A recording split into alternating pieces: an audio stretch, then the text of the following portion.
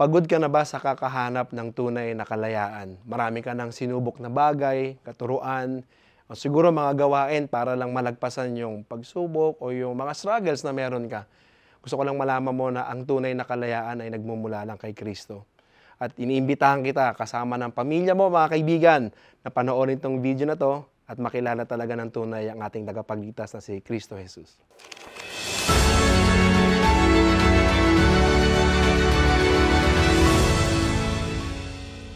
Welcome home to CCF. And by the way, for those of you na kaka-attend pa lang po sa ating service, ngayon po, meron po tayong tinatakil na series. Ang pamagat po is No Other Gospel, na kung saan pinag-aaralan po natin yung Book of Galatians. And I encourage, especially for those who are new in faith, kung bago pa lang po kayo sa pananampalataya, maganda po, subukan nyo po itong basahin at aralin. Bakit ho kamo? The controlling purpose of the gospel, of this book rather, is that yung gospel message ho, dinadagdagan ho ng ibang turo ng mga false teachers. In such a way na si Apostol Pablo, nakarating sa kanya yung balita at nabagabag siya, kaya niya po ito isinulat para po ma-realign yung mga Kristiyano po doon po sa Galacia at maibalik sa tamang mensahe ng gospel. Kaya ho makikita ho natin sa mga nagdaang pag-aaral, kung nabasa nyo na ho yung chapter 1, sabi doon, masyado hong matindi at mabibigat yung mga binanggit ni Apostol Pablo. Kasi pagkarating pa lang ng chapter 1, sinabi niya doon na kahit mismong kami na mga apostol o yung mga anghel ang magbigay ng ibang klaseng gospel message, he is to be accursed. Sumpain yon. Dahil po hindi tama yung ganon. Pagkarating ng chapter 2, makikita nyo, si Paul, he was trying to defend not just the gospel, but even his apostleship. Dahil po itong mga false teachers, marami ho silang tinuturong maling katuruan sa mga kapatid natin sa Panginoon sa Galacia. Kahit si Paul, nagiging inaatake na rin. So pagdating ng chapter 3, actually ho, hanggang chapter 5 ng verse 1, magkarugtong ho yan. Pero makikita natin sa chapter 3, ang focus ho doon is the gospel that does not contradict the law. No? And sa pang-apat, kung ano po yung pag-uusapan natin ngayong hapon, makikita ho natin na the gospel makes us children of God. And alam nyo ho, habang pinag-aaralan ko ho yung mensahe, naalala ko ho yung panahon na bata pa ho ako. May kikwento po ako sa inyong storya, pero bago ho yun, gusto ko lang muna magtanong, sino po dito ang minsan nang naging bata, taas po ang kanang kamay? Tinitingnan ko, gising pa kayo kasi imposible, di ba? Dapat lahat tayo. And alam niyo ho, nung bata ho ako, nag-iba ho yung mga pangarap ko sa buhay. Hindi ko alam kung parehas tayo. No? Baka yung meron sa inyo na yung bata kayo, pangarap nyo, yun na yun hanggang paglaki nyo. Kwento ko po yung sa akin. No? Kasi ho, sabi ko nga, ang tatay ko ho, engineer ang tatay ko. And nung bata pala ako, siguro mga 5 and 6 years old ako, nakikita ko yung tatay ko dahil contractor yung tatay ko. Sabi ko, ang sarap ng buhay ng ganito. Yung papa ko dati, nung may kaya pa ho kami, hindi siya nagpipitaka. Nakagoma yung yung mga pera. Naalala ko sa memory ko eh. Pag may kailangan yung mama ko pambili, lalabas ng papa ko yung bundle ng pera. Hindi ko na po natanong kung kasama siya dati sa mga aligasyon kasi patay na ho siya eh. Parang sama kasi na tingin nyo sa akin eh. Hindi po ako nepo baby naghirap po kami. But going back, sabi ko, parang sarap naman maging contractor. Dami pera. Hindi nagwa-wallet, ganon. Hindi pantay umupo yung papa ko eh. Ang kapal ng wallet. Pero habang tumatagal, na-expose naman ako sa pamilya namin, sa side ng mama ko. Yung sa side ng nanay ko, yung mga tsahin ko at tsuhin. Halos mga medrep lahat. Tapos may mga posisyon. Sabi ko, parang mas gusto ko na mag-medrep. Kasi pag engineer, hindi po sa lahat naman to, pero sa akin lang ho ito, no? Kada gabing umuwi yung tatay ko, amoy bakal. Tapos siyempre nangingitim, di ba? Alam ko namang hindi naman ako gano'ng kaputian, pero gusto ko rin pumuti, di ba? So, mahirap mag-contractor, medrep, mukhang magandang kasi nakikita ko yung mga tsuhin ko, postura eh. Kapolo, yung mga tsahin ko, tapos may mga sasakyan. Ganda ng buhay. Tapos habang tumatanda, nakita ko yung isang tsuhin ko naman. Ganda rin ng buhay kasi graduate siya sa UP Chemical Engineer. Tapos nakakuha pa siya ng scholarship sa, kung di ako nagkakamay, Stanford. So sabi ko, parang gusto ko na maging chemical engineer. Kasi nakita ko, na-witness ko yung, nung panahon dati nila, bata pa ho ako, ang imbitasyon ng trabaho, sulat. Kita ko dumadating yung mga sulat galing sa ibang kumpanya dito sa Pilipinas, papunta sa bahay ng lola ko. So yung chewing ko, namimili kung anong papasukan niyang trabaho. Kumbaga hindi siya nag-a-apply. Siya yung sinusuyo. Nasusundan niyo ho ba? Nakatulog na po kayo? Chinecheck ko lang. So sabi ko, gusto ko mag-chemical engineer. Nung nadaanan ko na yung chemistry na subject, sabi ko, pangit pala neto. Hindi ito para sa akin. Tapos, nung panahon kasi namin, no, ako po millennial ho ako, 1990 po ako pinanganak. No? Ang influensya lang na meron ako para sa pangarap ko sa buhay, ako nung gusto kong maging magulang ko lang, mga kamag-anak, o yung mga napapanood namin na channel, yung mga palabas sa TV, limitado yun eh. May napanood po akong anime about na magiging teacher na cool. Kumbaga, malapit sa mga estudyante, sabi ko, sige, gusto ko na lang maging teacher. Ayun, nauwi po ako sa BSIT. Di ba? Hindi na ako sa IT. Bakit ko sinasabi sa inyo ngayon? Ano bang connection nito sa mensahe natin? I know for sure lahat tayo dito, meron tayong magandang pangarap sa buhay. Tama ho ba? Tingnan nyo nga po yung katabi ninyo sa kaliwa. Mukha po bang nangangarap na? Pakigising po. Sabihin nyo, mamaya na po. Ayan. O, tingnan nyo yung mga nasa kabila. Mukha bang siya ang pangarap? Going back sa message kayo talaga. Hindi to love message pero lahat tayo may magandang pangarap Bata pa lang tayo, natural sa atin yan. Wala pa po akong na-meet na bata o kaklase simula nung kinder ako at elementary na sinabi niya sa akin, alam mo Julius, pangarap ko talaga sa buhay, gusto kong maging sikat na mamamatay tao. Gusto ko, ako yung sikat na addict dito tol sa lugar natin. Diba? Walang ganon Yung gusto ko makulong ako pag graduate ko. Wala akong ganon. Ibig ko sabihin lang, kaya ako sa sinasabi sa inyo, meron tayong tinatawag na logical and rational reasoning. Alam natin kung ano yung tama at mali. Kahit papano, sabi sa Romans chapter 1 and 2, yung batas ng Diyos, nakaukit ho yan sa puso natin. Meron tayong moral compass. Meron tayong magandang pangarap sa buhay dahil nilikha tayo na kawangis ng Diyos. Pero pag hindi ho tayo nag-ingat sa impluensya na pumapasok sa atin. Sabi sa Bible, sa pinag-aaralan natin ngayon sa Galatians, anak ka ng Diyos. Sabihin niyo sa katabi niyo, anak ka ng Diyos. Pero minsan, yung mga plano at pangarap ng Diyos sa atin, sa buhay natin, nakita na natin, nabasa na natin, narinig na natin sa atin, pero pag hindi tayo nag-ingat at inalaw natin yung mga maling impluensya sa panahon na yon, na meron tayo, dun tayo maaring sumabit. Isipin mo, pinalaya na tayo ng Panginoon, pero ang nangyayari sa atin, bumabalik tayo sa mga mali at dating katuruan na hindi naman nakakatulong sa atin. Kaya nga sa Galatians chapter 4, masyado ho itong malinamnam na passage. Malalim ho. Pero sa totoo lang, malalim at napakagandang pag-aralan ho. So, dito makikita ho natin na paano ba yung connect nun? Paano ba natin hiingatan yung sarili natin sa mga maling katuruan, may experience yung tunay na kalayaan na nagmumula kay Kristo para ma-enjoy ho natin itong buhay na Kristiyano na binigay at pinagkatiwala sa atin ng Panginoon. So, maaari ho ba tayong yumuko ulit, pumikit, at tayo ho ay mananalangin. Panginoong Hesus, maraming salamat ho sa pagkakataong ito na kami po ay nagtipon-tipon para mapag-aralan ng inyong salita. Panginoon, kami po ay umaamin at nangungumpisal na kahit gaano kami katalino kung hindi ka po kikilos at mangungusap, hindi po namin maintindihan ang inyong salita.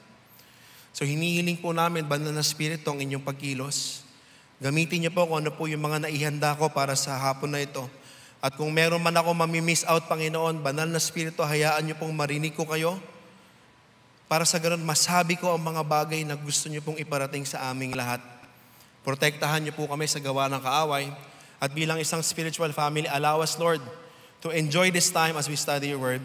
In Jesus' name we pray. Amen and amen. Pwede bang papurihan natin ang Panginoon? So sa Galatians chapter 4, this is our title. The Gospel Sets Us Free. Sabihin po natin ulit. The Gospel Sets Us Free. Now, kailangan muna nating maintindihan, ano ba yung tunay na kalayaan? Kasi lahat tayo gusto natin nun Pero ano ba yung dapat at totoong kalayaan? Ang sabi dito sa pinag-uusapan natin, sabi dito, genuine freedom is not the ability to do what you want. It is the ability to live the life God has for us.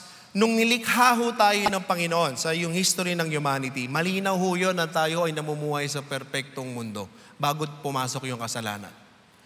At sa disenyo ng Diyos, meron pong tunay na kalayaan. Yun nga lang dahil sa kasalanan, na-distort ho yun at nakurap. At ngayon, even sa pananaw natin patungkol sa kalayaan, iba ho. Ang iniisip natin sa kalayaan, tayo dapat ang Diyos ng buhay natin. Tayo dapat ang masusunod sa mga bagay na gusto natin mangyari. Pero ang tunay na kalayaan, sinasabi ho dito, ay yung abilidad na magampanan natin yung buhay na gusto sa atin ng ating Panginoon. So ngayon, if gospel set us free, saan tayo pinalaya ng gospel ni Kristo? Meron po 3 bagay tayong maaring madiskubre dito po sa pag-uusapan ho natin. The first is yung freedom from performance.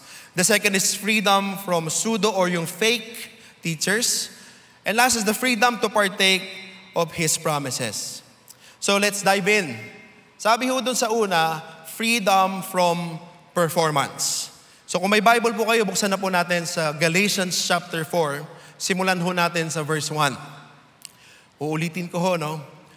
Kailangan nating maunawaan na ito hong verse 1, connected ho to sa Galatians chapter 3. Pinag-uusapan po nila hanggang chapter 5 verse 1 na paano ba talaga ang isang tao magiging anak ng Diyos. Nakakatulong po ba? Kailangan yung paglabanan to. Kasi medyo doctrinal pag-uusapan natin and ayoko sanang may ma-mix out tayo dito. Now, pagkarating ng verse 1, sinabi na Apostol Pablo kasi gusto niyang ipaalala, i-explain ng maigi ano ba talagang ibig sabihin at bakit illogical na magdadagdag ka ng gawa kay Kristo para maligtas ka. So nagbigay siya ng isang common practice nung panahon nila. Ano po yung common practice na yan? Sabi niya ngayon dito, now I say, as long as the heir is a child, he does not differ at all from the slave, although he is the owner of everything. But he is under guardians and managers until the date set by the father. Yung word ho na child dyan sa original na lingwahe, ang ibig sabihin po niyan yung infant, bata ho na hindi pa nakakapagsalita, hindi pa kumikilos. At ang sinasabi ng Apostol Pablo, gaya ng custom natin at practice sa panahon natin. Kahit ikaw pa ang tagapagmana ng buong Pasig, halimbawa lang. Pero kung bata ka pa, positionally speaking, kapantay mo halos yung alipin sa loob ng tahanan. Paano mo nasabi yon? Bakit daw? Kasi yung bata, dahil hindi niya pa kayang magsalita, hindi niya pa kayang pahalagahan yung mga bagay na maipapamana sa kanya, wala siyang ibang magagawa kundi sumunod sa mga tutors, sa mga guardians, sa mga managers. Yun yung maging guide nila hanggang dumating yung takdang panahon ng tatay para maipamana na sa kanya yung mana niya. Nasusundan ho ba natin? So pagkarating ng verse 3, dito na ngayon niya in-explain. Kaya niya sinabi na, so also we, while we were children, were held in bondage under the elemental things of this world.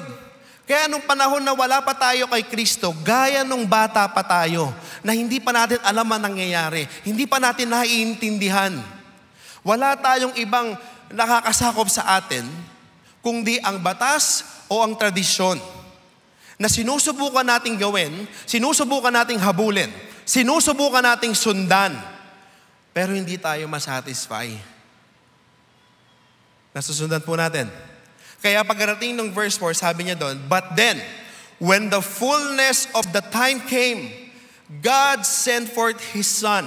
Ang sinasabi ng Apostol Pablo dito, kaya nung dumating yung due time, yung inaantay ng mga tao sa Old Testament, yung pagdating ni Kristo, ano po yon? Sabi niya doon, God sent forth His Son. Ipinadala niya ang anak.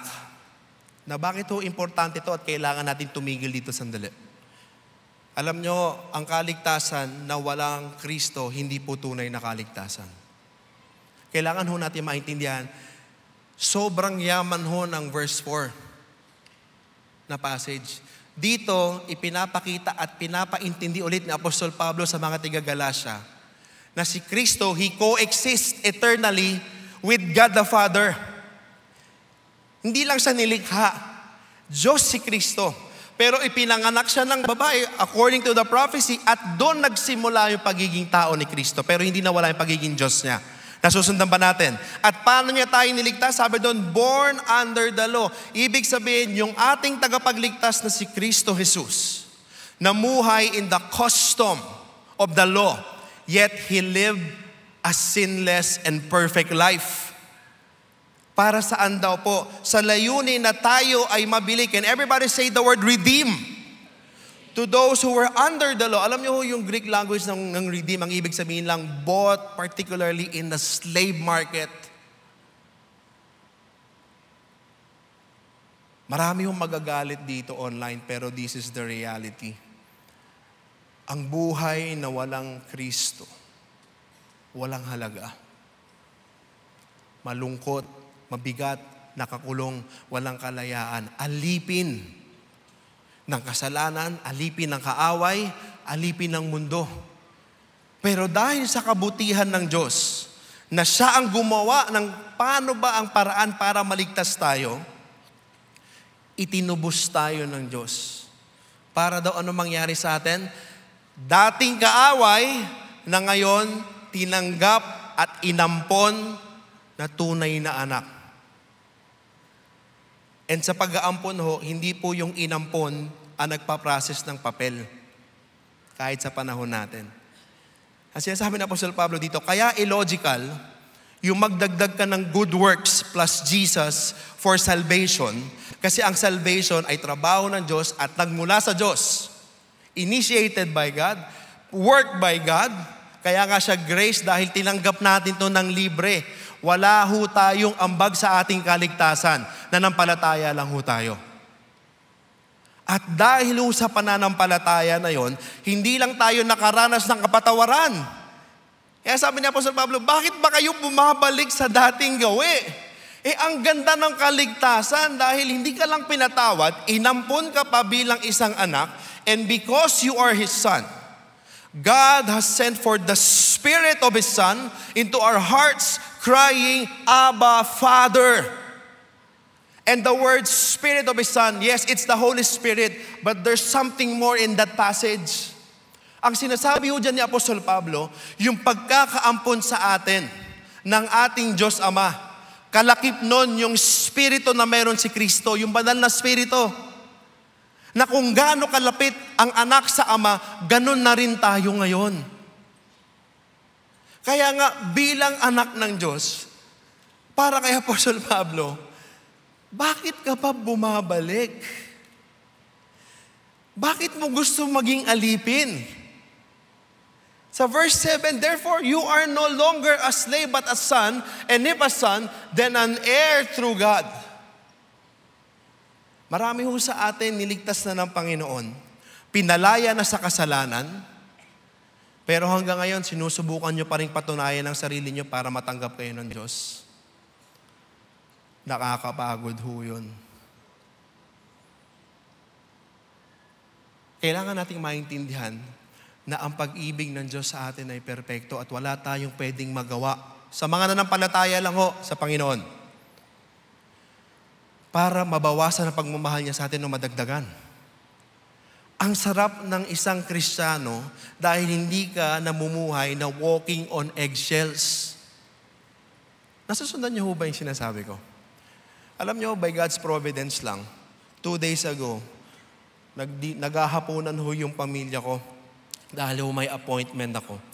At pagkabalik ko dun sa restaurant, tiyempo ho na busy yung store, nasa bungad yung mag-anak ko, natabig nung bunso kong lalaki yung mangkok ng sabaw.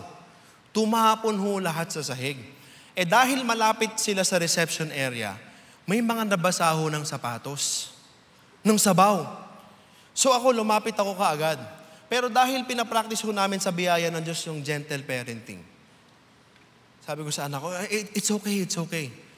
Tagalogin ko na lang hindi ko mauulit yung English ko sa kanya Pero sabi ko sa kanya, okay lang yan anak, okay lang. Napasok ka ba? Okay lang yan, bata ka pa, okay lang yan, okay lang yan. Lagi naman ho namin itong ginagawa. Pero nung gabi lang yon, doon lang nagtanong yung anak ko. Ang tanong ng anak ko sa akin, nung bata ka ba, tatay, nagkakamali ka rin ba? Sabi ko, oo anak. Maraming beses ba? Napakadami. Napakadami. Pero gusto kong sabihin sa'yo na okay lang magkamali sa atin sa pamilya na to. Yung relasyon natin, hindi magbabago. Sabi nung anak ko kanina, bago kami pumunta dito, pinag-usapan lang namin. Hindi naman niya tayo naintindihan kasi Tagalog to. Sabi niya, ngayon ba, tay, nasa sasakyan kami, nagkakamali ka pa ba? Oo, nagkakamali pa rin. Sabi nung anak ko, ano yung mga pagkakamali mo? Gusto pa akong magkumpisal. Sabi ko, sa isip, sa salita, at sa gawa. Marami. Pero alam mo ba, sabi ko sa kanya, alam mo ba kung bakit okay lang ako sa'yo na nagkakamali ka? Kasi sabi ko sa kanya, gaya ng sarili ko sa Ama natin na nasa langit. Ganon din siya kasi sa akin, anak eh. Kaya ko ito nagagawa sa'yo. Now, listen to me very carefully. I don't want you to use this as a license to sin. Pero napakalinaw lang ng kalayaan na tinanggap natin sa Panginoon. Walang kasalanan ang pwedeng humigit sa pagmamahal ng Panginoon sa atin. Nasusundan ba natin? Palakpakan natin Diyos. Sige, totoo yun eh. Of course, there will be consequences. Mayroon disiplina. Pero kahit yung disiplina, pag anak ka na ng Diyos, pagmamahal pa rin yung motivation nun. Kaya nga mga kapatid sa Panginoon, bilang anak ng Diyos, lagi mong babalikan yun na pinalaya ka na ng Diyos. Huwag mo nang subukang patunayan ang sarili mo kay God. Hindi ka man nakapagbasa ng Bible kanina, mahal ka pa rin ni Lord. Ligtas ka pa rin. Natutulog ka ngayon, love ka pa rin ni Lord. Ako medyo hindi. Love ka pa rin ni Lord. Hindi ka nakapag-break, love ka pa rin ni Lord. Ang kagandahan doon, dahil lahat ho tayo pantay-pantay na anak ng Diyos at hindi nakabase sa performance, kung gaano kamahal ni Lord si Brother Julius, ganun din sa inyo. Hindi ba ang sarap nun? Ang kagandahan doon ngayon, pag naglingkod ka sa Panginoon, hindi dahil takot ka eh. Nakuha natin? Pero nag-uumapaw yung pag-ibig ng Diyos sa buhay mo. Na hindi mo maisip, hanggang ngayon di mo mapaniwalaan, na pag binabalikan mo kung saan ka tinambot ng Diyos sa buhay mo, na napakadilim, walang pag-asa, alipin ng mundo, alipin ng kasalanan, biglang hinugot ka ng Diyos doon, no? At di ka lang pinatawad, inakap ka ng Diyos, at ginawa kang anak. And baka lang meron sa atin ngayon dito, Kristiyano ka na pero hindi ka makapag-move forward kasi nagkamali kang minsan sa buhay mo. Sinasabi lang ng Panginoon sa atin ngayon na anak niya pa rin tayo. Kung meron man mga kapatid sa Panginoon ngayon dito na napupunta po tayo sa side ng legalistic mindset, huwag mong pahirapan ang sarili mo. Hindi po natin kailangan mag-perform sa harapan ng Diyos. Ang kailangan po natin, sumamba sa Kanya. Na lahat ng gagawin natin, dahil anak tayo ng Diyos, hindi para sagutin niya yung panalangin natin. Hindi, pero dahil sobra-sobra yung binigay niya eh. At wala na tayong ibang magawa kundi ibigay lang ang lahat sa Kanya. Sabihin niyo po sa katabi niyo, anak ka ni Lord. Yung mas nakakagising po, sabihin niyo, anak ka ni Lord. Ayan. So pagpatuloy niya, sabi niya dito, balik siya ulit. However, at that time, subalit, nung panahon na yon, na hindi mo pa kilala ang Diyos, natural na alipin ka ng mga Diyos-Diyosan, no akala mong Diyos pero hindi talaga Diyos. And that is true. Ewan ko kung napanood nyo to, pero nakita ko lang ho sa Facebook eh. Naglalakad ho yung parang, hindi ko po alam kung prinsipe ng Dubai or somewhere sa Middle East, naglalakad siya with bodyguards. Tapos biglang meron hong matanda na parang Asian yung babae na dire-diretso lang yung lakad na mababangga niya yung prinsipe. Pipigilan sana siya ng mga security personnel ng prinsipe nung sa Saudi ata or Dubai. Ang ginawa ng prinsipe, hinawakan niya yung mga guard para makadaan yung ano. Kumbaga, doon sa video na napanood ko, parang hindi nagpakita ng respect, in a sense, no? Yung babae sa prinsipe. Bakit ho? Hindi niya kilala eh. Nasusundan ho ba natin? Ganon din tayo dati sa Panginoon.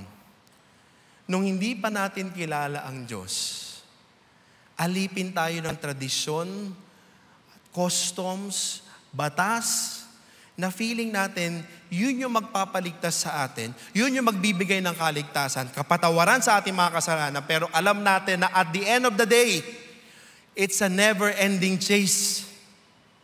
Hindi matatapos, hindi mahahabol. Bakit? Wala pong sapat na good works para makamtam natin ang kaligtasan. Sabi nga sa Galatians 2:21, review lang tayo. Sabi ni Apostol Pablo, I do not nullify the grace of God, but if righteousness could gain through law, Christ died needlessly. Kaya pinagpatuloy niya ho yung passage, ang sabi niya doon, but now that you have come to know God, or rather to be known by God. Ang galing niya, Apostol Pablo dito. Gusto ko lang tutukan natin sa saglit. Sinabi niya doon na ngayon, nakilala mo na ang Diyos. Pero mas magandang sabihin natin, nakilala ka ng Diyos. Kasi baka yung mga tiga-Galatia mapunta na naman sa good works na dapat ako ang may kakilala. Hindi, ngayon nakilala ka na ng Diyos. The question now of the Apostle Paul is that, how is it that you turn back again to the weak and worthless elemental things to which you desire to be enslaved all over again? Yan yung pinag-uusapan natin kanina. Na mga pangarap nung bata tayo. Alam natin kung ano yung greater than at less than. Alam natin yung more valuable at less valuable. Profitable at lugi. Alam natin yon. Rational. Alam natin kahit bata tayo. Kaya sinasabi ni Paul, bakit nyo binabalikan yon? Pwede bang sabihin natin yung weak and worthless? 1, 2, 3, go. Louder. Louder. Thank you. Bakit niya ho sinabing weak? Literal po na ibig sabihin niya walang physical na abilidad. Para saan? Para iligtas tayo.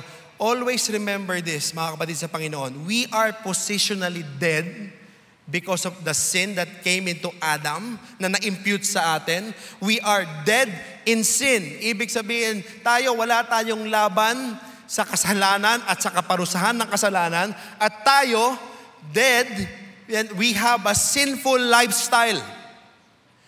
Kahit na anong basahin mo na self-help tip books on how to be good, you will just reach a certain level of goodness.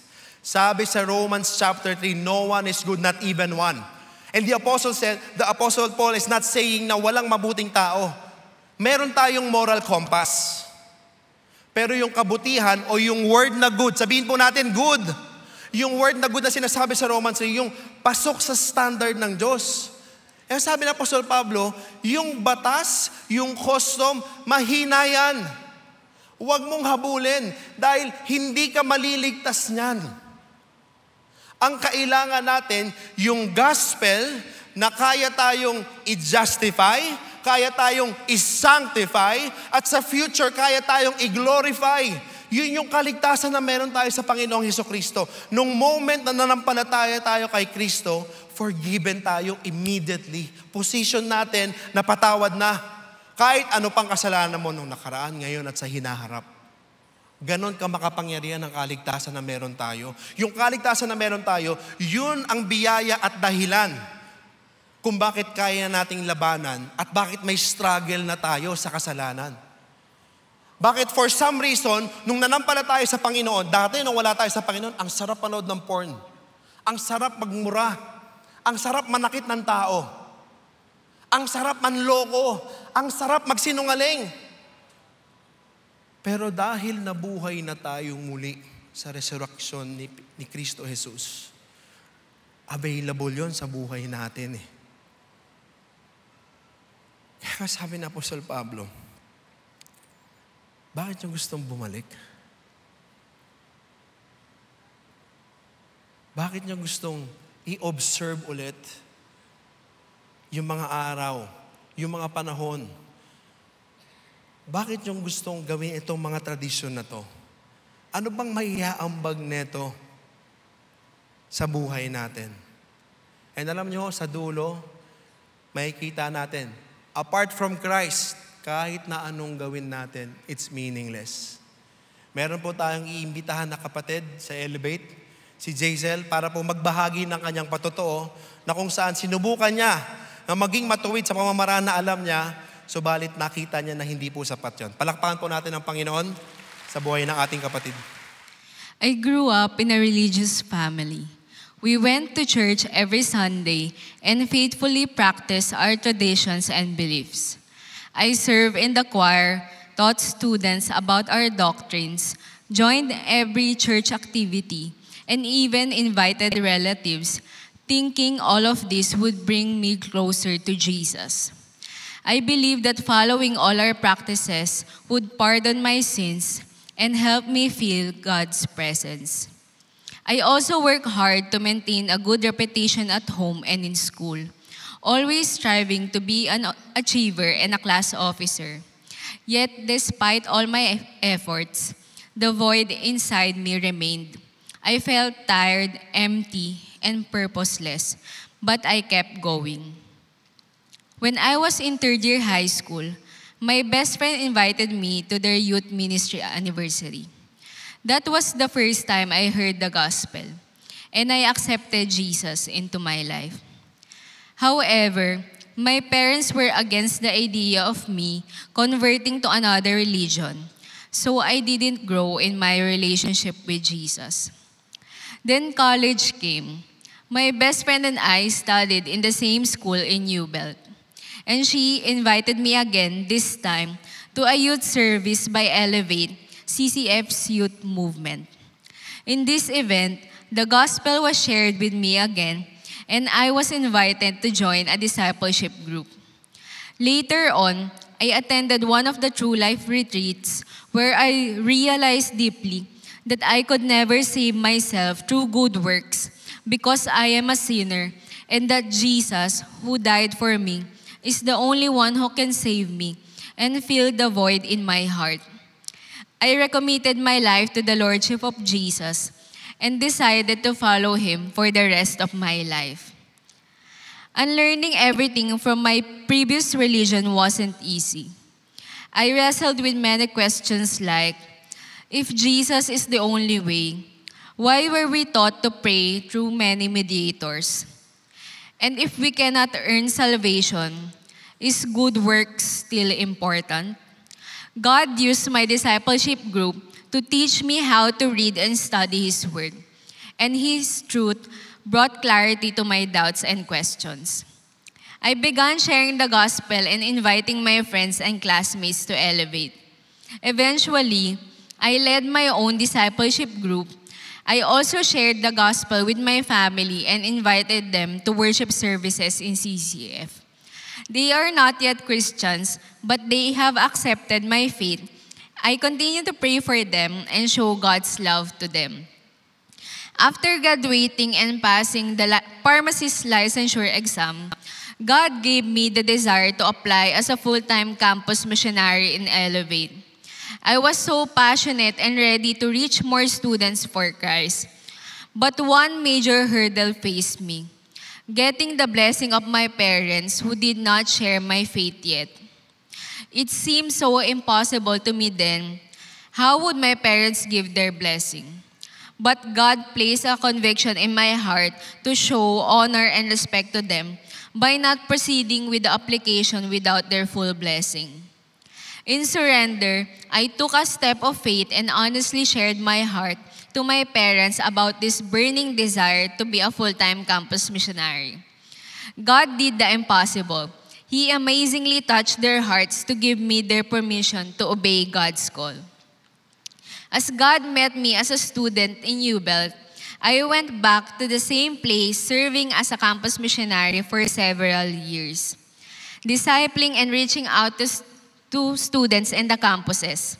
My best friend who first invited me to church served as a campus missionary in UBEL as well.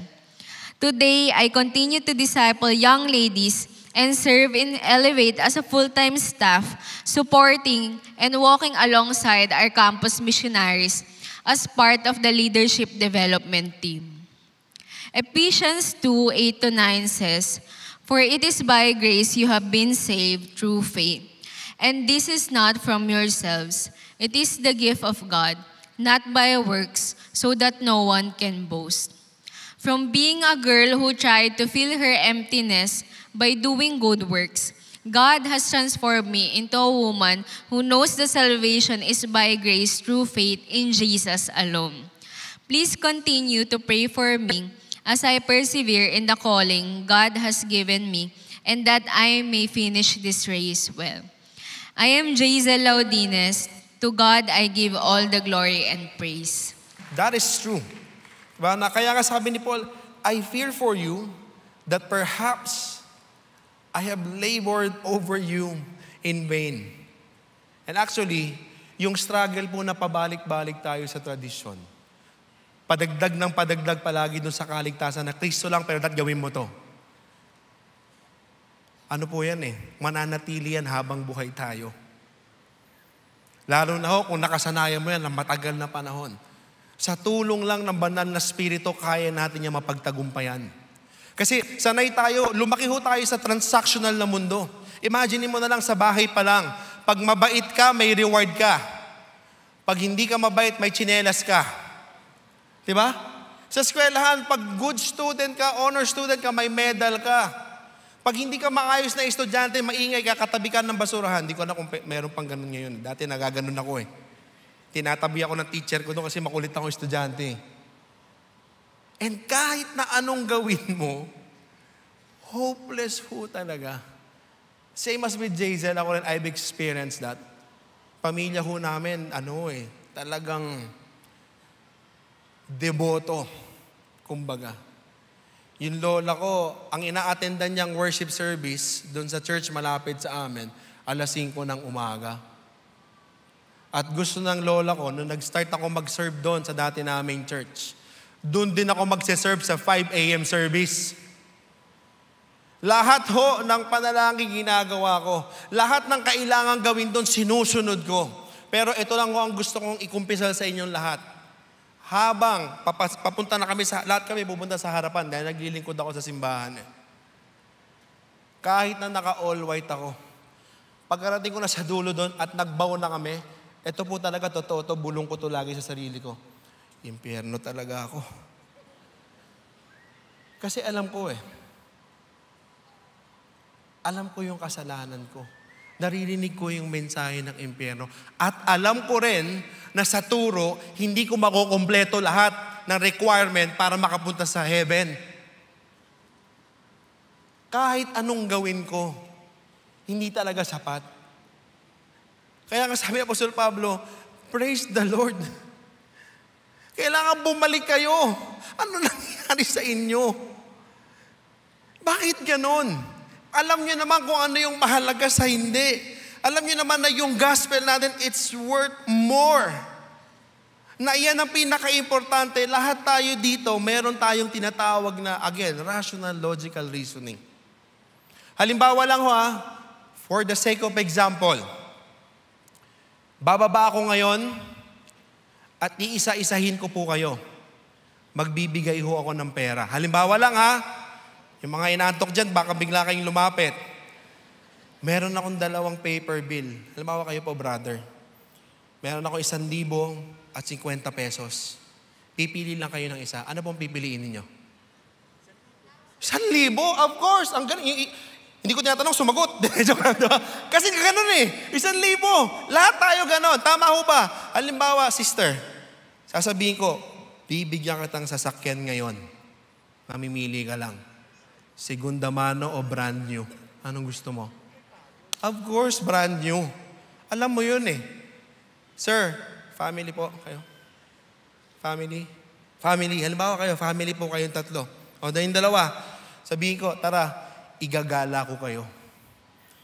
Pili lang kayo sa isa. Binondo o Tokyo?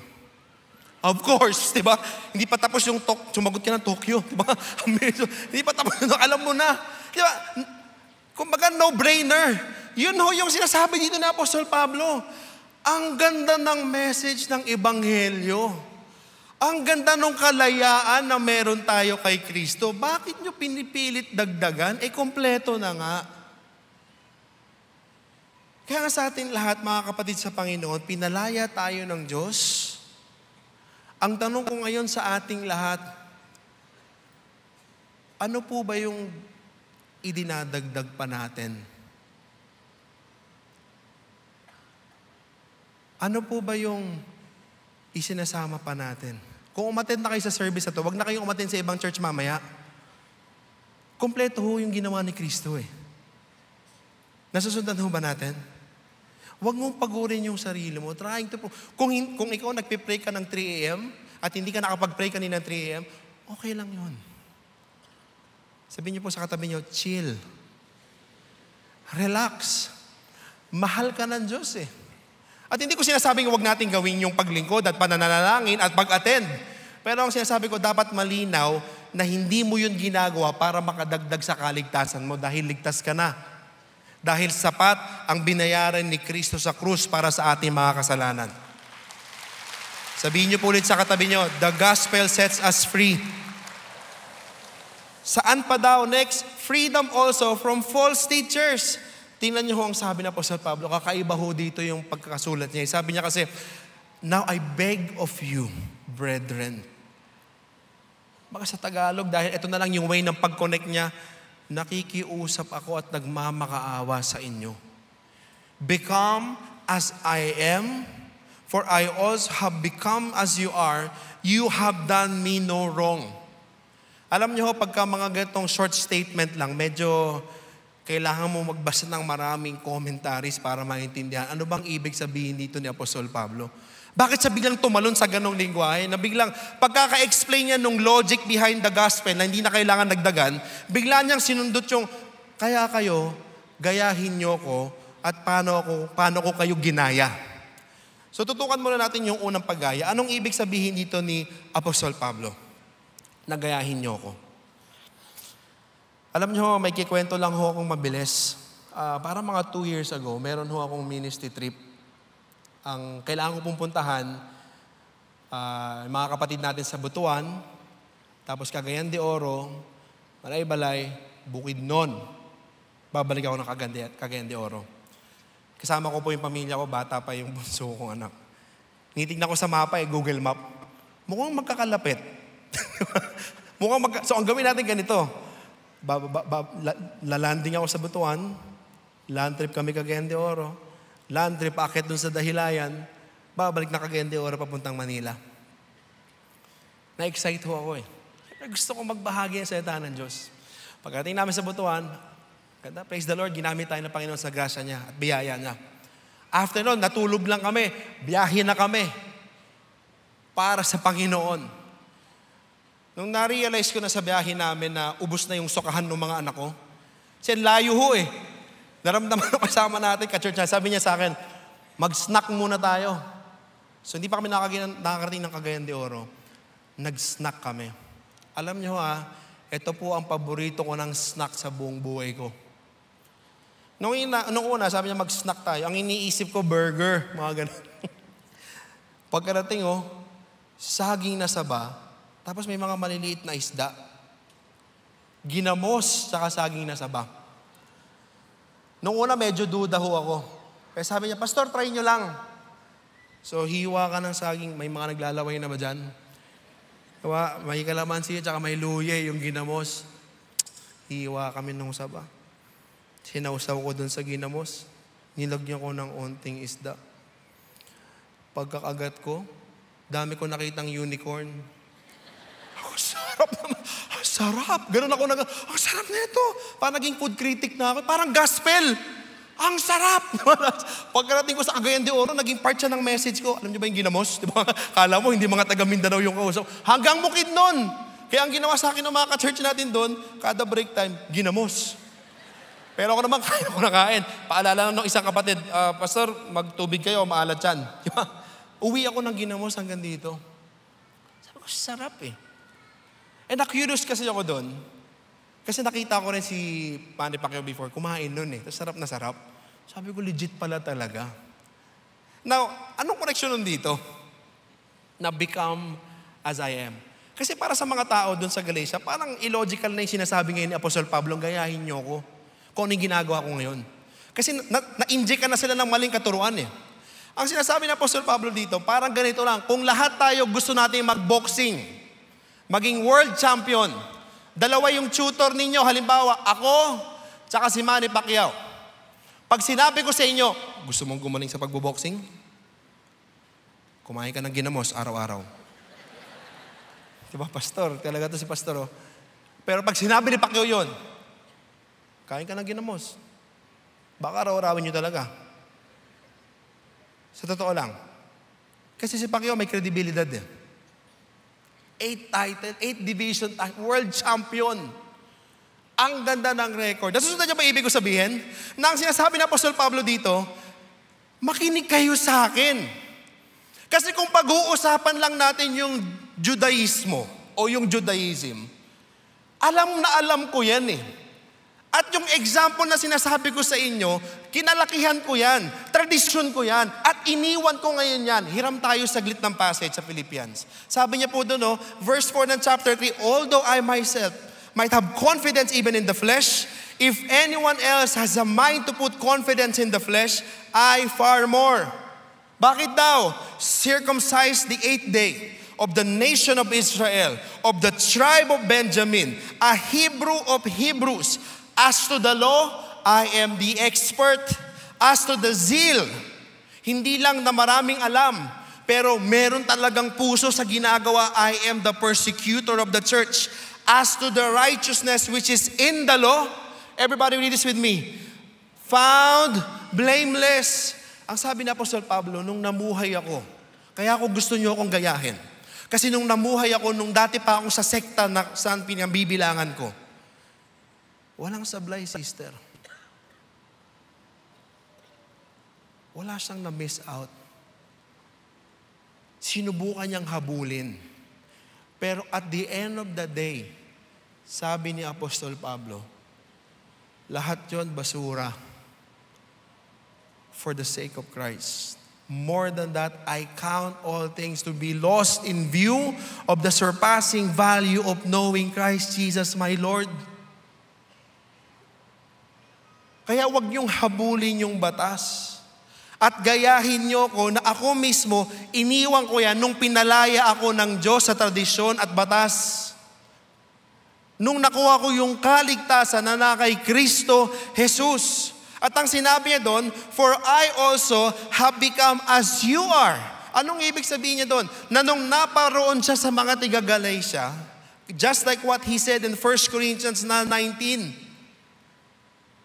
he became Greeks to the Greeks so that he might save some. Anong implication nun sa atin, Pastor?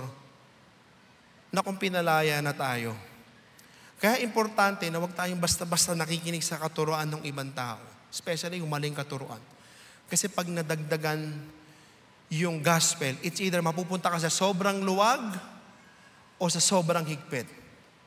Halimbawa lang, dahil dito sa mensahe na to, pwede natin maintindihan, may nag-invite sa inyo kasal, ibang religion, a-attend ba kayo? Mukhang di pa kayo napapalaya. Attend kayo. Attend. Kasi lalo na kung ang purpose ninyo, makabahagi ng ebanghelyo. Halimbawa, may piyesta. Kakain ba kayo? Damihan nyo. Magbalot kayo, di ba? Mag-uwi pa kayo. Kasi bakit? Pinalaya na kayo ng Panginoon. Bakit? Bakit manghihina? Di ba, bakit hahaya mo makulong ka ulit? Malaya ka na sa kaligtasan mo sa Diyos eh. Ang sinasabi dito ng Apostol Pablo, kahit siya sa Bible, makikita ninyo, may mga ina-attendan pa rin siya mga activities. And it's because of tradition. It's not because for salvation anymore. It's more on to connect. Kaya nga sa atin, mga kapatid sa Panginoon, nakakalungkot pagka namumuhay tayo nung parang nakakulong ulit. Pinalaya na tayo ng Diyos. Sabihin niyo po sa katabi niyo, pinalaya ka na ng Diyos. And dito mo makikita ang pinagkaiba ng false teacher sa tamang teacher. Because dito makikita natin, sabi ng Apostol Pablo, kahit inaaway na siya, Ang assurance niya sa mga taga-Galatia, you have done me no wrong. Kahit na anong sabihin niyo sa akin, mahal ko pa rin kayo.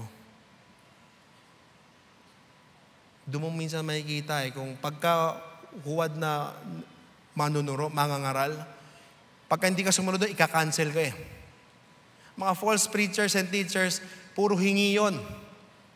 Mamanipulahin ka, gagatasan ka. Pero sinasabi ng Apostol Pablo, mahal ko pa rin kayo. At ang ginawa niya, nagbalik tanaw sa mga core memories. Sabi niya doon, but you know that it was because of the bodily illness that I preached the gospel to you the first time. Naalala niyo ba yon, tol? Pumunta ako sa Galatia, nagpipreach ako, may sakit ako. And remember, during their time, animistic yung worldview nila. Ibig sabihin, pag may sakit yung isang tao, pwedeng sinumpayan. And that's why, ang sinasabi ng Apostol Pablo, it was a trial for you. Nung nagpipreach ako na may sakit, pwede nyo akong i-reject. But because of this experience, nakita ko sa inyo na you did not despise or loathe, but you received me at tinanggap niyo pa ako as an angel of God, as Christ Jesus Himself. Na pinapaalala ni Apostol Pablo, naalala niyo pa ba yun? Happy moments natin. Ibang klase yung pagtanggap niyo sa akin. Kaya nga ang tanong ngayon ni Paul, where then is that sense of blessing you had? Nasaan na yung joy of fellowship na meron tayo dati? Paano nangyaring nawala bigla yun?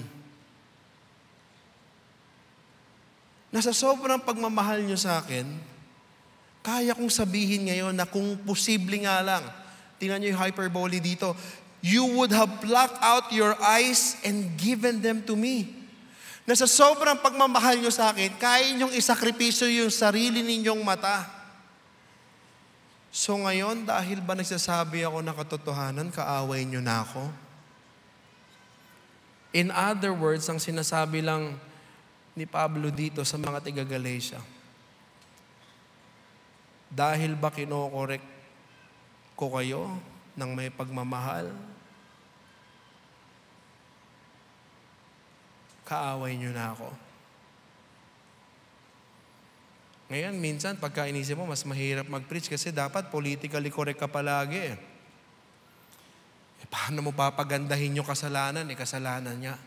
In other words, paano mo papabanguhin yung basura kung basura?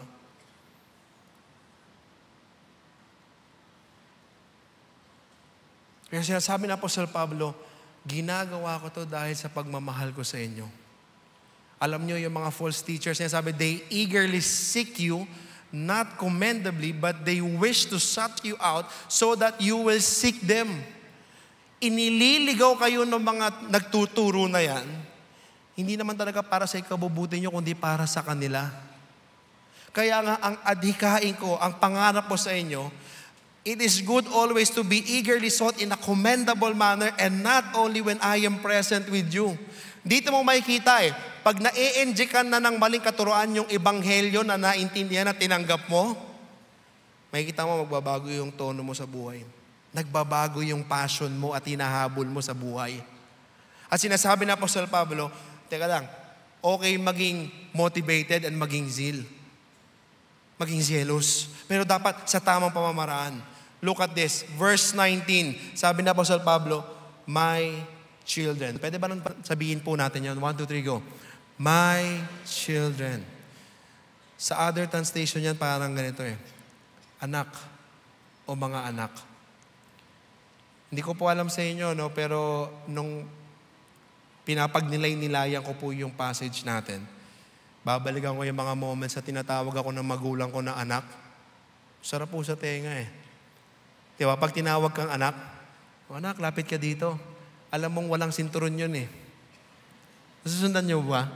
Alam niyong may pagkalinga. Yung pag may sakit kayong, anak, susunod, mag-ingat ka na. Alam mong may pagmamahal.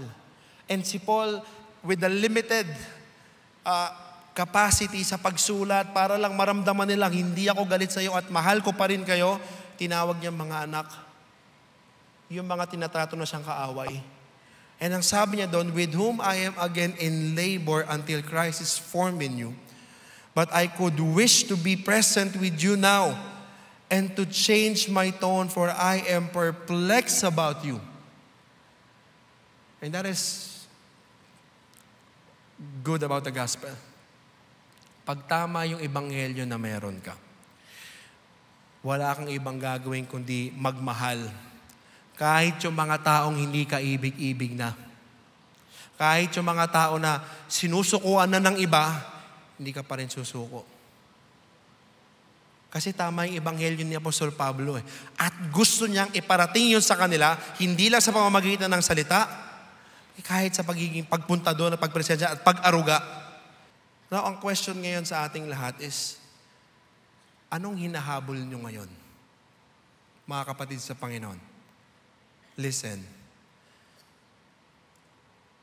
Anong hinahabol natin ngayon? Kasi minsan ang iniisip natin, yung mga false teachings, yung mga bagay lang na obvious eh.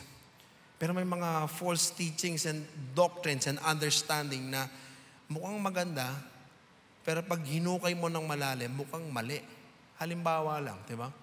Pag ang nagtuturo, masyadong focus sa gawin mo to, gawin mo to, gawin mo to, dahil kaya mo to. Na walang Kristo, delikado ho yan. Pag ang nagtuturo o ang katuruan, di ba yung ikaw, na motivate ka na magpayaman for the sake na gusto mo lang yumaman at komportableng buhay. Teka lang. Pause muna tayo mga kapatid. Kung naintindihan natin yung gospel ng tama at totoo, ano yung hinahabol natin ngayon? Sa totoo lang, sa pagkakaintindi ko, ang genuine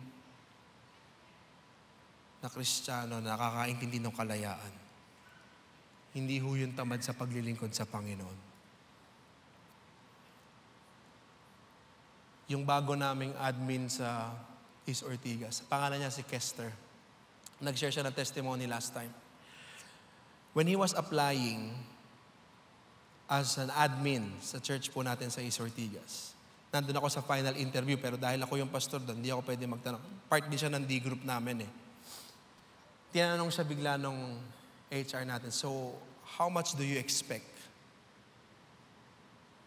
Nagkwento si Kester ng buhay niya. Si Kester, nung mga 3 years ago, madalas binibideo call niya ako kasi nasa ICU siya. Nag-hallucinate. Sinasabi niya sa akin, Kuya, pag-pray mo ako, hindi ko na kaya, hirap na ako. Ang nangyari po kay Kester, nagkaroon siya ng stage 4 cancer. Dito sa tiyan, naapektuhan yung liver, yung intestine at pancreas. Stage 4. Miraculously, pinagaling siya ng Panginoon. Going back to the interview, ito lang, kakasimula niya lang noong November 2 eh.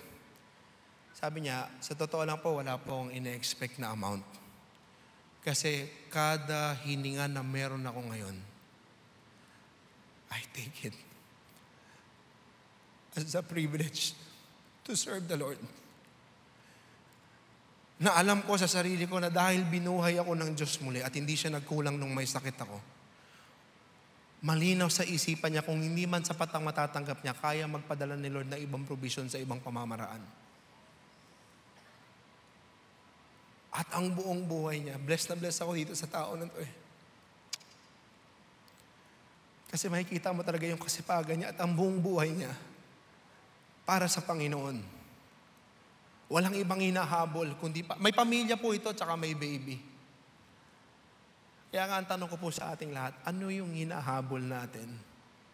Kasi kung yung passion natin, hindi para sa Ebanghelyo, hindi para sa Panginoon, medyo baka nai-injekan tayo ng katuruan na hindi nakalinya sa Panginoon. Kasi ang panawagan natin, nung niligtas tayo ng Diyos, anak niya tayo, pero para sa Kanya na tayo. Ang encouragement ko sa ating mga kapatid sa Panginoon, sa ating lahat, dapat po lagi nating isipin yon na hindi po tayo taga dito. Nung binili tayo ng Diyos, malaya na tayo eh. Hindi, ang buhay natin hindi lang hanggang dito sa temporal na bagay. Kaya ang encouragement ko po sa ating lahat, dahil pinalaya na tayo ng Panginoon sa maling katuruan, sa maling buhay at ngayon meron tayong bagong buhay sa Kanya. Simulan po natin isabuhay na araw-araw, let's continue to deny ourselves. Let's continue to follow God. Let's continue to suffer for His name. Let's continue to preach the gospel, to disciple other people, to give our all for our all. Kasi pinalaya na ho tayo ng Panginoon. Kaya ang tanong doon, saan tayo passionate ngayon? Ano po yung hinahabol natin? Pakisabi po ulit sa katabi, the gospel sets us free. Last, ang sabi ho dito, freedom to possess His promises. So ngayon ang ginawa ni Apostle Pablo, it's an imaginary na parang may kinakausap siyang kaaway ngayon. And ang sabi niya dito, tell me, you who want to be under the law, do you not listen to the law? And then he made an example. Nakasama dun sa Torah, yung sinulat ni Moses sa Genesis na story. Ang sabi niya doon, for it is written that Abraham had two sons, one by the bondwoman and one by the free woman. Ito po si Hagar and si Sarah. Ang sabi doon, but the son of the bondwoman, si Ishmael, was born according to the flesh, and the son by the free woman through the promise. Sa mga hindi pa po nakakabasa sa Genesis, doon po kasi sa storya ni Abraham. Dahil nga ho, ang tagal nung pangako na makaka-baby ho si Sarah. Matanda na at barren ho, di ba? Ang ginawa is, ibinigay yung bondwoman, yung servant na si Hagar.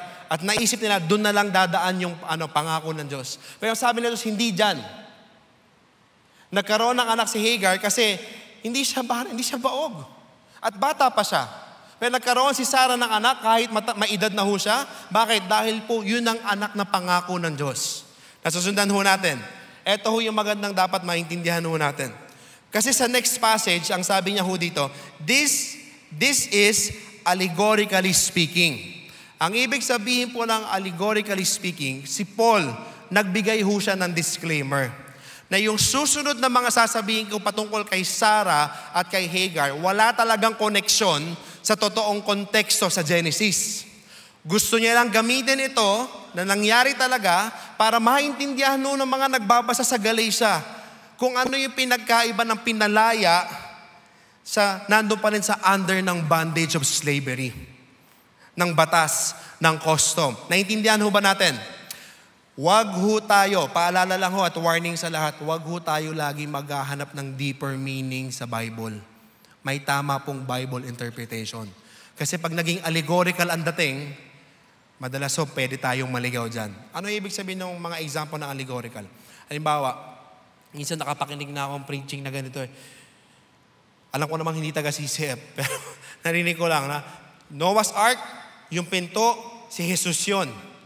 Allegorical po ang tawag doon. Kasi hindi po nakasabi yun sa Bible. Nasusundan ba natin?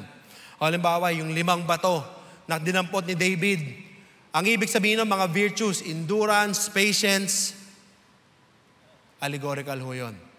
Halimbawa, sa mga boyfriend and girlfriend, minsan sinasabi nila dahil nasa book of Joshua siya. At nakita niya doon na, pinalibutan ni Joshua at Israel ang walls of Jericho. May nililigawan siya. Lord, ito ba yung meaning na yon? Papalibutan ko siya 7 times? At guguho yung mga pader na humahad lang sa pag-iibigan namin? Allegorical ho yun. Nasusundan ho ba natin? Delikado. Going back, ang sinasabi niya dito, yung 2 covenants po, ibig sabihin parang 2 agreement.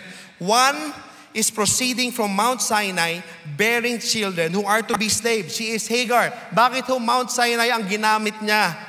Kasi doon po binigay yung batas kay Moses. Now this Hagar is Mount Sinai in Arabia and corresponds to the present Jerusalem, for she is in slavery with her children. Now, ang sinasabi din ng Apostol Pablo, si Hagar, yung Mount Sinai, karanggo niya yung current na Jerusalem. The laws and the custom, the laws and the tradition, lahat yon bound for slavery. And then there was the word but. Everybody say the word but. It's a contrast. May sinabi niya, but the new Jerusalem, yung Jerusalem above in heaven, is free and she is our mother. Na ang sinasabi ng Apostle Pablo, kung gusto niyo talagang maging tunay na anak ng Diyos, dapat maging bilong kayo doon sa Jerusalem na nasa taas. Kasi libre yon at binigay ng Diyos. Anong ibig sabihin doon? Sabi doon, for it is written, rejoice, barren woman who does not bear, the Jerusalem above. Break forth and shout, you who are not in labor.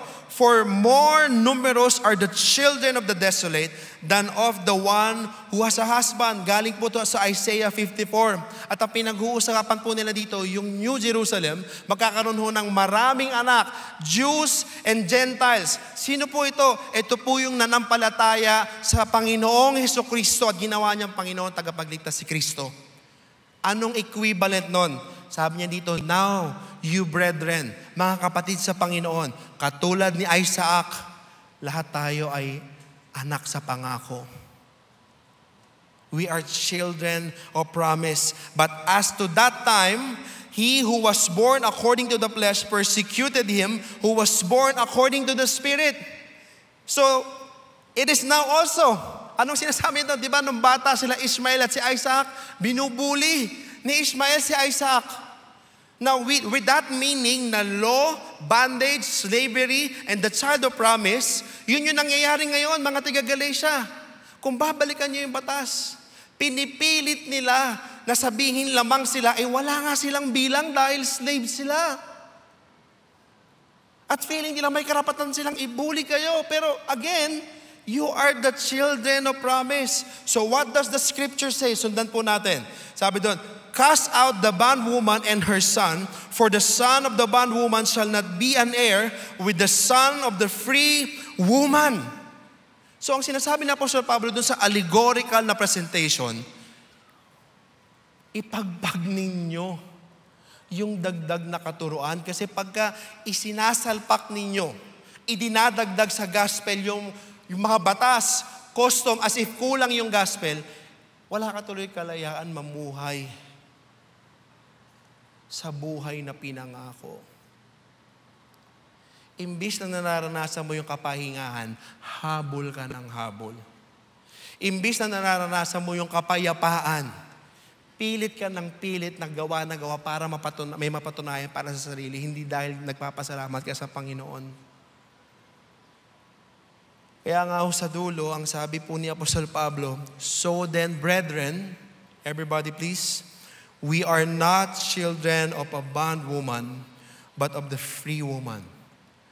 And he's just saying that it is our birthright as Christians to think, to feel, and to act as a free man. Malaya ho tayo at meron tayong kalayaan sa Panginoon. So hindi ko alam kung ano po yung nag-i-enslave sa atin ngayon. And I'm sure marami tayong struggle sa buhay. Marami mga temptasyon na gusto na nating sumubscribe sa ibang katuruan kasi parang the more we retain here, parang hindi natin nararanasan eh. But please don't forget na yung gospel na to, hindi to katulad ng elemental principle na worthless. Kaya ho sinabi na Apostol Pablo kanina na worthless yung elemental principle because it cannot give you the spiritual richness. Sa kaligtasan na meron tayo, kung feeling mo nag-iisa ka, hindi ka nag-iisa dahil mayroon kang banal na spirito.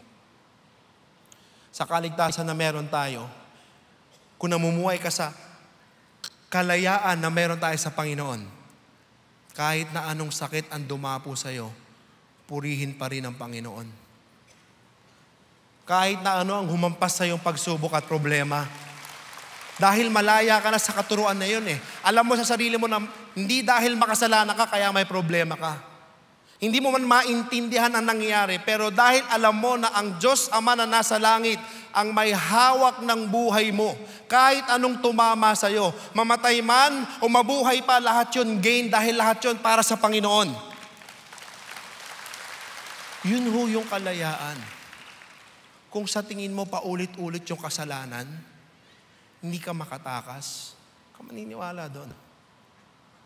Malaya ka na dyan eh. Wala nang kapangyarihan sa iyo yan. Tapos na yan. Binayaran na yan ng Diyos.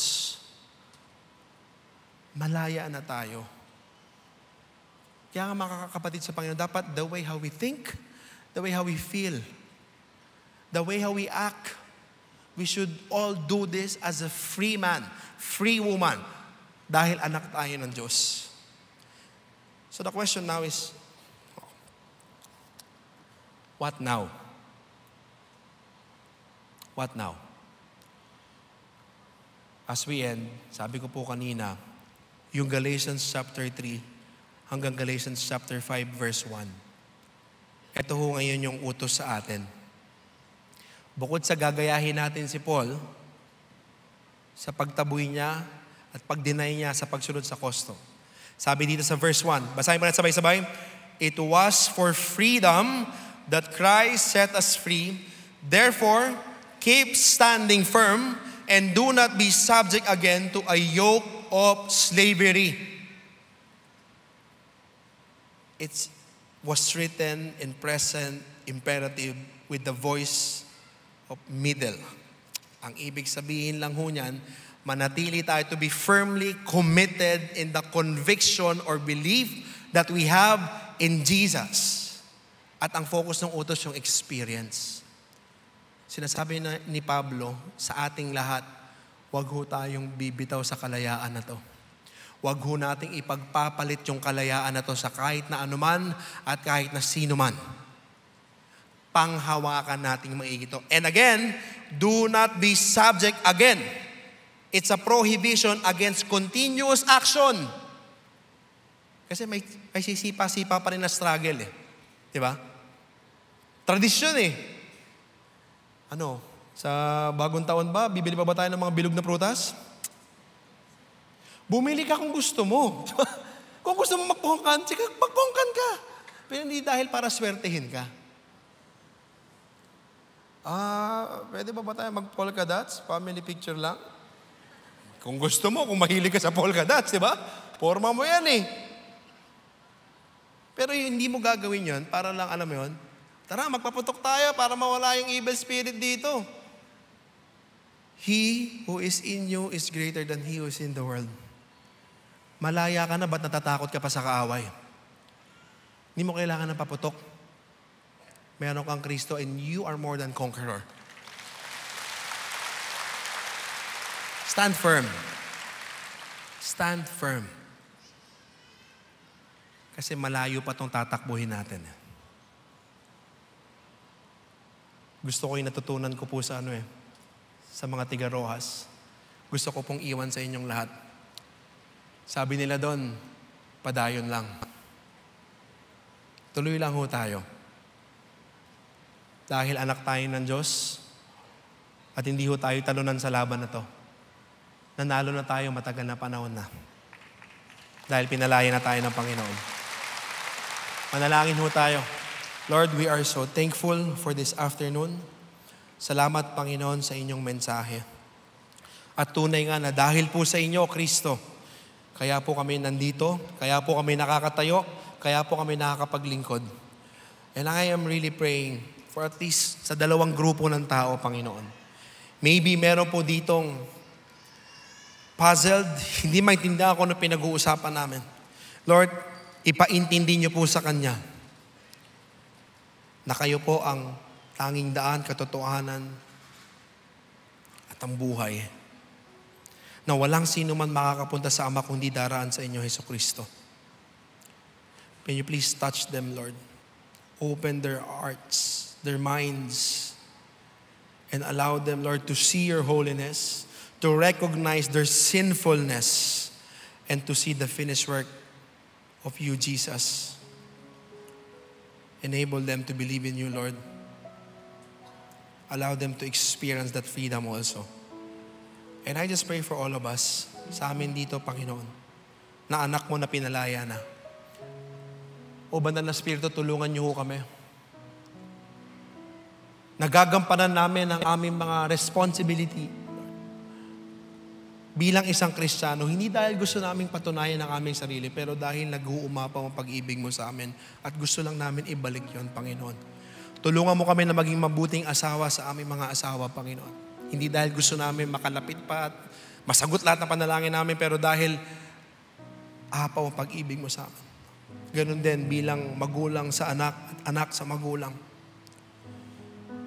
Pag sumikapan pa namin, Panginoon, yung mga bagay na pinagkatiwala mo sa amin, whether ito ay trabaho o negosyo, gagawin namin to hindi dahil gusto lang namin makakuha pa, pero dahil alam namin na lahat ng ginagawa namin ay para sa iyo at para sa kadakilaan mo, Panginoon. Patuloy niyo pong gamitin ang bawat isa sa amin dito. Dahil alam namin na marami pa kaming mga kamag-anak, kaibigan, katrabaho, kaklase, na naliligaw, na napapagod kakahanap ng tunay na kalayaan na hindi nila makikita yon sa mundo, sa tao, sa bagay. Gamitin mo kaming lahat, Panginoon. Sa ngayong paglabas namin ng simbahan, hindi lang maipit sa amin yung mensahe na narinig namin ngayong hapon, na maibahagi namin ang mabuting balita sa lahat ng kakilala namin. At marami pang tao ang makaranas ng tunay na kalayaan na meron kami sa iyo, Kristo Jesus. Muli pinupuri ka namin, pinapasalamatan. At lahat ng ito ay dalangin namin sa matamis na pangalan ni Jesus. Amen and amen. Pagpalain po tayong lahat.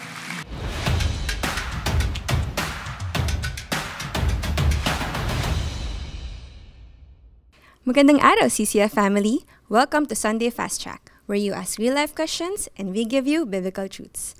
Ako po si Unica Margorin Suazo from Exalt Worship Ministry at kasama natin ang ating speaker na si Pastor Julius Rayala upang sagutin ang inyong mga katanungan. Magandang araw po, Pastor Julius. Marami pong salamat sa inyong mensahe tungkol sa kalayaan kay Kristo. Handa na po ba kayong sagutin ang aming mga katanungan? Sa biyaya ng Diyos, Unica.